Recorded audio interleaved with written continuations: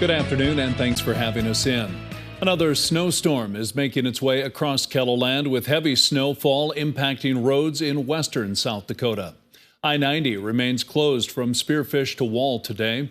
SD 511 says to not only expect I-90 to be closed for multiple days, but warns travelers hoping to stop in Wall to ride out the storm that accommodations will be limited.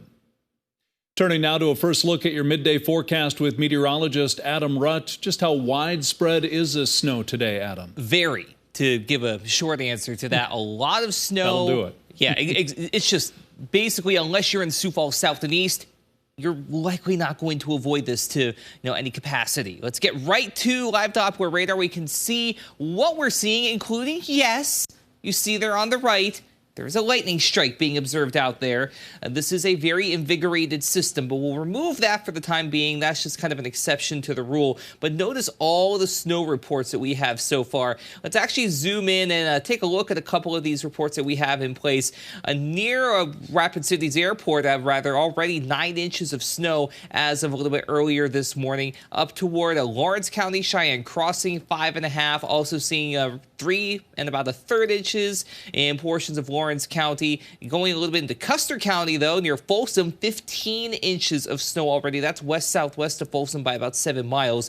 Also seeing a lot of snow toward interior, 8 inches as of this afternoon. In Oglala, Lakota County, 6 inches in Kyle as of earlier this morning. And even up to the north and east, we've been seeing a couple of reports filter in a little bit. 2 inches near Seneca, a little bit further northeast of that in Falkton, 3 inches so far. Up further to the north and east at Roy Lake State Park, 2 inches. Even in the Pierre area, we've seen a little bit. Fort Pierre at 4 inches of snow. But notice also what's happening to the southeast. We've been dealing with a bit of a dreary light drizzle in Sioux Falls, but some mixing is trying to occur. Temperatures have been hovering around freezing there. We're well below freezing, though, in Rapid City at 22 with poor visibility due to all of that snow coming down. North wind at 23 miles per hour. We'll head to the south and east of Rapid City and check in on Tripp County. We'll go over to Winter. 25, at least roads are somewhat passable from our camera view.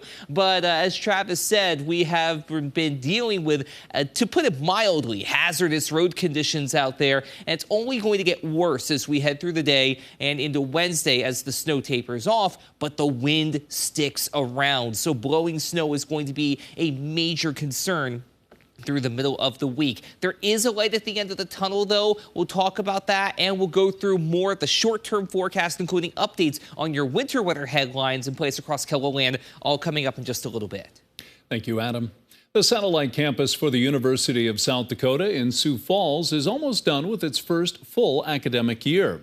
But this campus isn't new to the city. Throughout the years, it's been home to the University Center and the Community College of Sioux Falls. But now non-traditional USD students come here to earn their degree while living in and around Sioux Falls.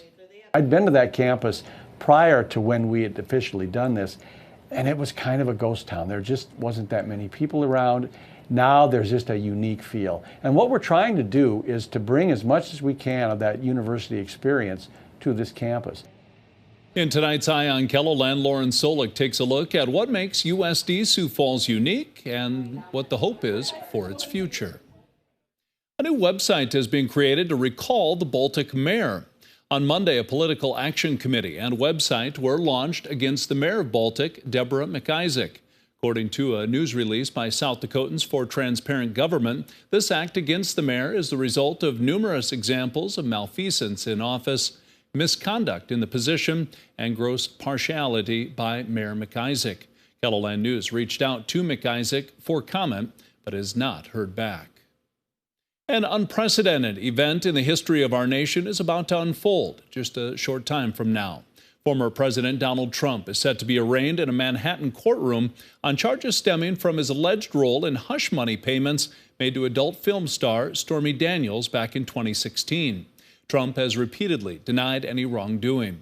Jared Hill is at the courthouse with the latest.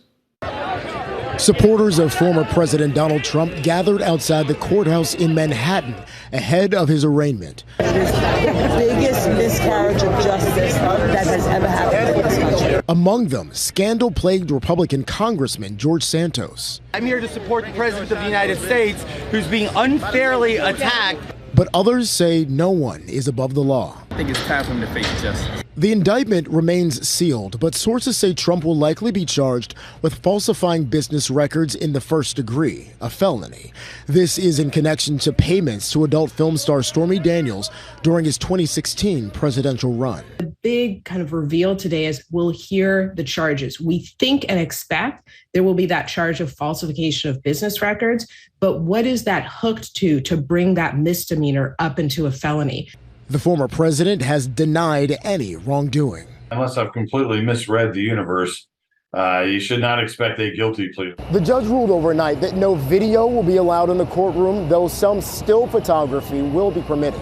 In preparation for Trump's court appearance, nearly the entire New York City police force is on standby. Anybody working is in uniform, so they can be called in immediately if something were to happen. Manhattan District Attorney Alvin Bragg is scheduled to speak following the court proceedings.